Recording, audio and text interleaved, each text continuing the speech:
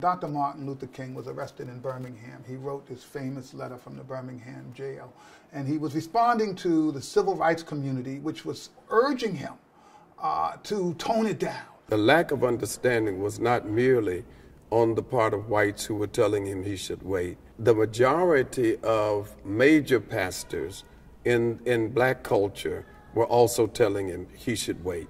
They said, look, Martin, you're messing up everything.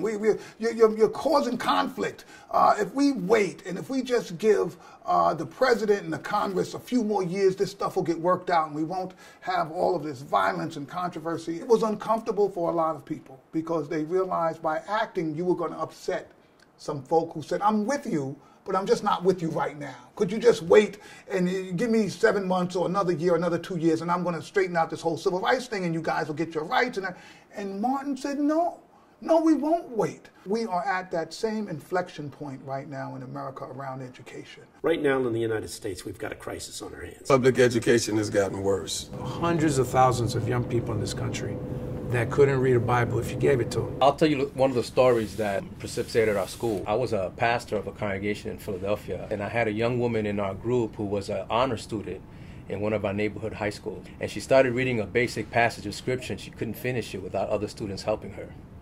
And she was about to graduate from high school as an honor student, and she couldn't read one verse in the King James Version of the Bible, the New King James Version of the Bible.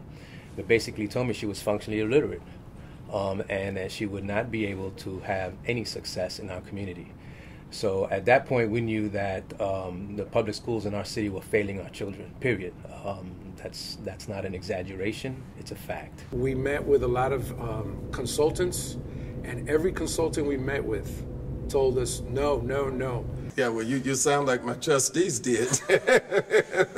That's just the question they were asking. Why are we spending this money to build a school?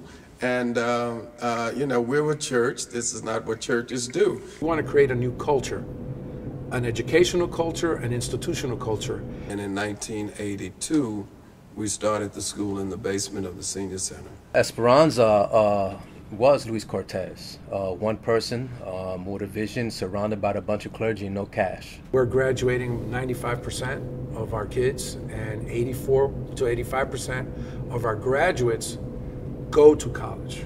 Our rate for high school graduates is about 99%. Our rate for the number going to college is about 97%.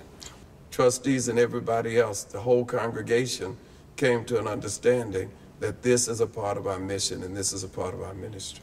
When you save one kid, you change generations. Running in high school when you're not a professional educator was the hardest thing I ever did. It is not an easy solution. It's not easy. What are we waiting for becomes the question. I haven't figured out why you wait when you have a problem in front of you. If you, as a person of faith, say, Jeff, what are you calling us to do? I am calling on you to go into places that people have written off and to say, that is my child. And when you say that is my child, you'll do anything to have that child be successful. St. Francis, if he was alive today, would say each child in the public school system is sacramental in the sense that when you encounter them, there is something of Jesus waiting to be loved in each of them. To neglect them is to neglect Jesus himself.